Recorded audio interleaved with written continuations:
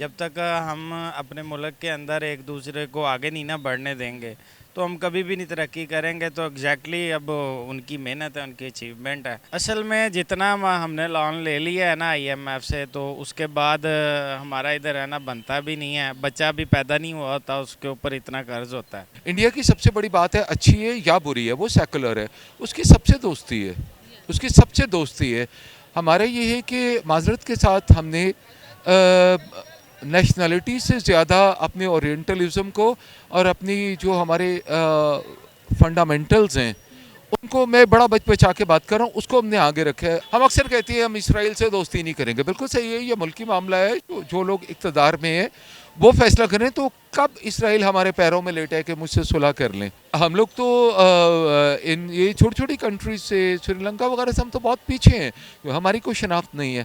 आप अपने ईमान से बताइए, अभी आप लोग कम उम्र है, नौजवान हैं, आप बताइए पाकिस्तान का कोई ऐसा आर्टिस्ट है जो वर्ल्ड में फेमस हो, कोई थिंक टैंक है? कि जो हिंदुस्तान के जो प्राइम मिनिस्टर हैं मोदी साहब, उनकी जो है उनके साथ ट्रेडिंग, उनकी जो एक्सपोर्ट इंपोर्ट है जो यूरोप कंट्रीज़ के साथ बहुत अच्छी है। उनका जो है उनका आपस में मामलात बहुत अच्छे हैं। कोई भी आता है किसी को 5 साल पूरे नहीं करने जाते, 3 साल में उसके खिलाफ जो खड़े हो जाते हैं और उतार देते हैं उसे। तो ऐसे तो ना तरक्कियाँ होती। मोदी है कितनी देर का लगा हुआ है, मतलब वो काफ़ी देर से प्राइम मिनिस्टर है, तो वो स्टेबल है अपनी जगह, तो इसलिए वो आस्ता आस्ता जो है वो सक्सेस की तरफ जा रहे हैं। अस्सलाम वालेकुम नाजरीन, हम आवाज़ के साथ मैं हूँ आपकी होस्ट आयशा मतीन। नाजरीन, अगर हम डेवलपमेंट की बात करते हैं या अगर हम इकोनॉमी के लिहाज से भी बात करते हैं तो हर एक लिहाज से जो है इंडिया अब जाता जा रहा है। और अब जो है इंडिया रिफाइंड ऑयल में जो है यूरोप के लिए जो है नंबर 1 सप्लाई बनता जा रहा है। और यूरोप भी जो है अब इंडिया पे इंहिसार हो गया है। यही नहीं बल्कि उसने सऊदी अरब की जो है वो पीछे कर दिया है। आइए पाकिस्तानी अवाम की तरफ चलते हैं और उनसे उनके रिव्यूज़ लेते हैं। अगर पाकिस्तान के डेवलपमेंट की बात करते हैं तो वो उस बारे में क्या कहती हैं, किस तरह से जो है बेहतरी की तरफ मामलात को ले जाया जा सकता है। वीडियो की तरफ जाने से पहले वीडियो को लाइक कीजिए और वीडियो के एंड तक रहिए मेरे साथ। सर, अगर हम बात करते हैं डेवलपमेंट की या किसी चीज़ की इम्पोर्ट एक्सपोर्ट के हवाले से बात करते हैं तो अब इंडिया जो है वो रिफाइंड ऑयल में जो है नंबर 1 पोजीशन पे आ गया है सप्लायर, और यूरोप का भी नंबर 1 सप्लायर बन गया है। और अब वो जो यूरोप भी जो है उन्हीं पे इंहिसार करेगा, उसने सऊदी अरब को भी जो है पीछे छोड़ दिया। क्या कहेंगे? इसके बारे में ये है कि हर एक मुल्क की जो इकानमी है उसका जो इन्हिसार होता है उस मुल्क की डेवलपमेंट पे होता है। मतलब अगर आपका मवासलाती निज़ाम अच्छा है या आपका इंजीनियरिंग का, मैन्युफैक्चरिंग का कोई भी निज़ाम अच्छा है ना, तो डेफिनेटली आप आगे निकलेंगे। तो मेरा ख़्याल है कि उनके जो लोग हैं वो मतलब डेवलपमेंट में अपने मुल्क को आगे तरक्की करवाने में अच्छा अपनी गवर्नमेंट का साथ दे रहे हैं। और अफसोस के साथ पाकिस्तान में एक चीज़ है कि इधर लेग पुलिंग होती है। जब तक हम अपने मुल्क के अंदर एक दूसरे को आगे नहीं ना बढ़ने देंगे तो हम कभी भी नहीं तरक्की करेंगे। तो अब उनकी मेहनत है, उनकी अचीवमेंट है। बिल्कुल, आप देखिए जैसे कि वो इस बात में भी नंबर 1 पे ज़्यादा जा रहा है। अगर हम इकोनॉमी देखते हैं, हमारी इकोनॉमी तो बहुत जो है पीछे जाती जा रही है, हालांकि हम उनसे आगे थे। तो ये कहाँ पर डिफ़ॉल्ट आ रहा है हमारे पाकिस्तान को? अगर हम देखते हैं तो हर चीज़ में हम बैक स्टेप। एक्चुअली इसमें सबसे बड़ा इशू है वो ये है कि हम जो सरमाया है अपने मुल्क में नहीं रखना पसंद करते, जबकि ये जो सरमाया है हमें अपने मुल्क में रखना चाहिए। हम बाहर वाले मुल्क में जाके इस चीज़ को तरजीह देते हैं।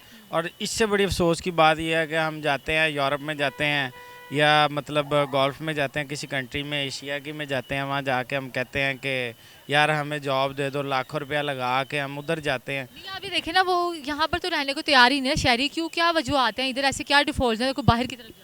असल में जितना हमने लोन ले लिया है ना आईएमएफ से, तो उसके बाद हमारा इधर रहना बनता भी नहीं है, बच्चा भी पैदा नहीं हुआ होता उसके ऊपर इतना कर्ज होता है। तो इस वजह से लोग इधर रहना पसंद नहीं करते। असल में अगर कहें कि पाकिस्तान एक कौम है तो मैं कहूँगा ये कौम तो नहीं है, ये रश है। क्योंकि इनकी आपस में यूनिटी नहीं है, ठीक है, इनका आपस में इखलाक, प्यार, मोहब्बत नहीं है। तो बस यही वजूहात हैं ज़्यादा। तो आप कोई बेहतरी की तरफ जा सकते हैं मामला, ताकि हमारे जो जिस तरह से उनकी डेवलपमेंट या तरक्कियाँ उनकी इस तरह से हो रही हैं और हर चीज़ में वो पावर बनते जा रहे हैं, तो क्या इधर बेहतरी के चांसेस हैं ताकि स्टेप बाय स्टेप हम आगे जाते चलें? बिल्कुल, पाकिस्तान में बेहतरी के चांसेस हैं अगर हम एक कौम बन जाएं। जब हम एक कौम बन जाएंगे तो इंशाल्लाह हम आगे तरक्की करेंगे। नो डाउट कि हम इन हालात में भी तरक्की कर रहे हैं, लेकिन ये है कि वो मज़ा नहीं आ रहा जिस तरह बंदे को टॉप 1 पे। अब आप देखें ना, तमाम इस्लामी ममालिक हैं वो पाकिस्तान के ऊपर इन्हिसार करते हैं, मुनसर करते हैं। अब ईरान देख लें आप, उनकी जो बेशक वो छोटा मुल्क है पाकिस्तान से, ठीक है, और उनके जो लोग हैं वो इकनॉमिकली इसलिए स्ट्रॉन्ग हैं कि वो अपने मुल्क का फ़ायदा करते हैं, अपने मुल्क की प्रोडक्ट को सबसे ज़्यादा तरजीह देते हैं। जी, इसको इस चीज़ के बैकग्राउंड को किसी भी सोसाइटी के इसको जो कहते हैं, जो एक इस्लाम मिलती है, सॉरी उर्दू में इसके लिए कोई लफ्ज़ नहीं है, ओरिएंटलिज़म इसे कहते हैं। मशरक़ी रिवायात को ओरिएंटलिज़म वेस्ट में कहा जाता है। जब हम लोग हद से ज़्यादा किसी बात के बारे में टची उस बात के बारे में हो जाते हैं जो इकॉनमी से ज़्यादा इम्पोर्टेंट नहीं है, तो फिर उन मुल्कों का यही हाल होता है, या तो आप ख्वाब देख लें या आप अमल कर लें।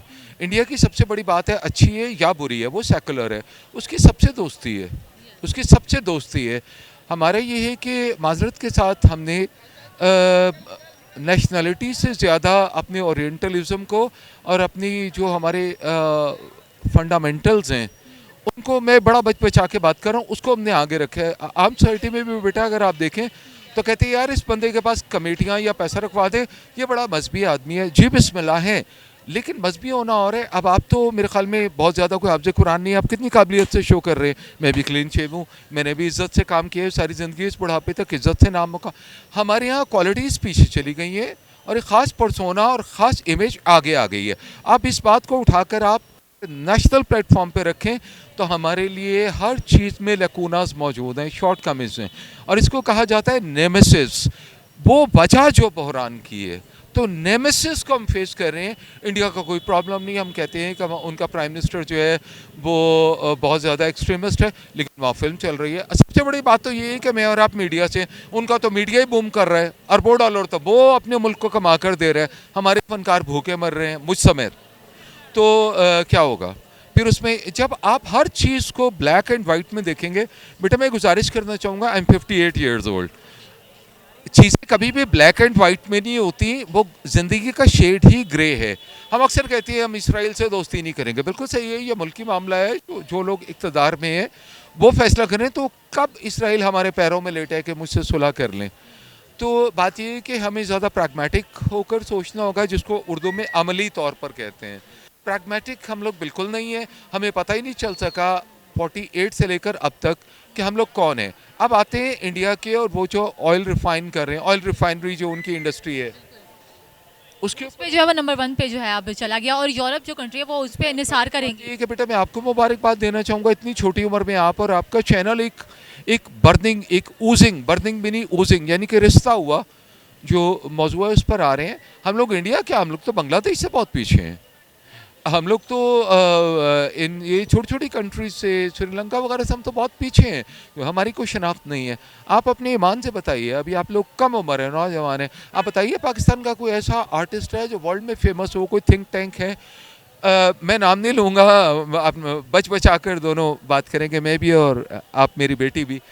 पिछले दिनों जब कोविड-19 आया तो एक बहुत जिम्मेदार ऑफिसर ने टिकटॉकर्स को बुलाकर कहा, जी आप लोगों को लीड करें, ये हमारी इंटेलेक्चुअल प्रॉपर्टी है। मैं दोबारा कहता हूँ, हमारी इंटेलेक्चुअल प्रॉपर्टी कौन है? टिकटॉकर। तो ऑयल रिफाइन करना या इंडिया का बूम करना।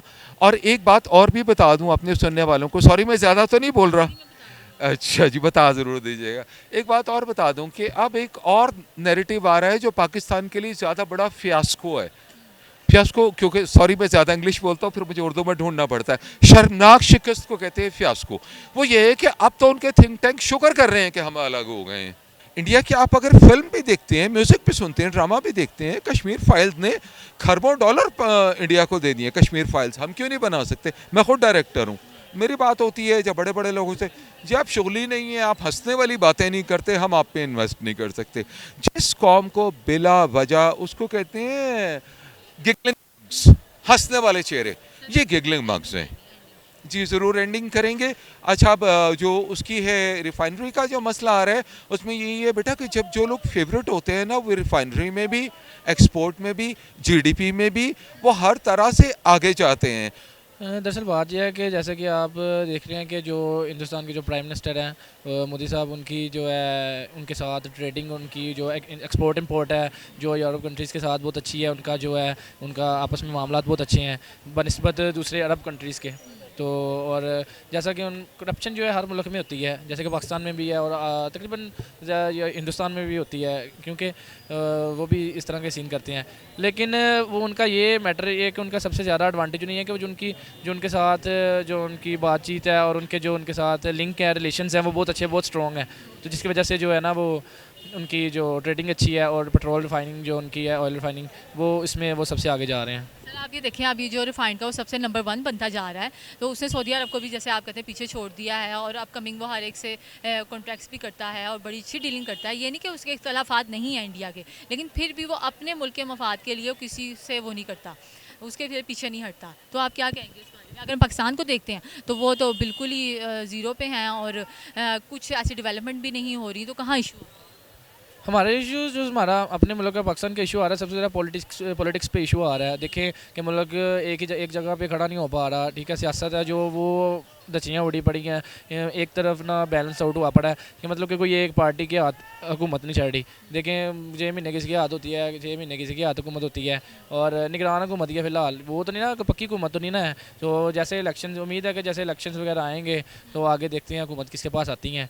तो अभी तो मैं तो किसी का नहीं कह सकता, बेशक PTI है या मुस्लिम लीग नून है, क्योंकि देखें जो आएगा, जो स्टेबल एक जगह खड़ा रहेगा वही कुछ कर सकता है। वरना ये नहीं कहा जा सकता कि जो अगर ये जी कोई भी आता है, किसी को 5 साल पूरे नहीं करने जाते, 3 साल में उसके खिलाफ जो खड़े हो जाते हैं और उतार देते हैं उसे, तो ऐसे तो ना तरक्कियाँ होती। मोदी है कितनी देर का लगा हुआ है, मतलब वो काफ़ी देर से प्राइम मिनिस्टर है, तो वो स्टेबल है अपनी जगह, तो इसलिए वो आस्ता आस्ता जो है वो सक्सेस की तरफ जा रहे हैं। जी नाज़रीन, हम पाकिस्तानी अवाम की तरफ गए और उनसे पूछा कि जो ये है ऑयल रिफाइंड में जो है भारत जो है नंबर 1 पे जाने वाला है, तो उसके बारे में क्या कहते हैं। उन्होंने कहा कि ये वाकई ही बहुत अच्छी बात है।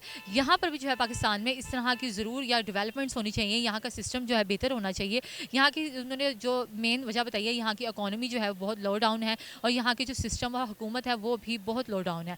अगर ये सब सिस्टम इसी तरह से रहेगा तो कुछ भी यहाँ डेवलपमेंट नहीं हो सकती है। इस तरह की मज़ीद वीडियोज़ को देखने के लिए हमारा चैनल ज़रूर सब्सक्राइब कीजिए। अल्लाह हाफ़िज़।